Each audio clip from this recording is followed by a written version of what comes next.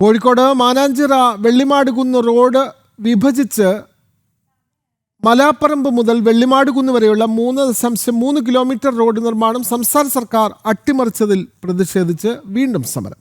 കേന്ദ്രമന്ത്രി നിതിൻ ഗഡ്കരിയുടെ നിർദ്ദേശപ്രകാരം national highway 70 കോടിയുടെ എസ്റ്റിമേറ്റ് തയ്യാറാക്കി റോഡ് പണി ഏറ്റെടുക്കാൻ തയ്യാറായെങ്കിലും അതിന് സംസ്ഥാന സർക്കാർ അനുവദിക്കുന്നില്ല എന്ന ആരോപണമാണ് ഈ പ്രതിഷേധത്തിന് കാരണം.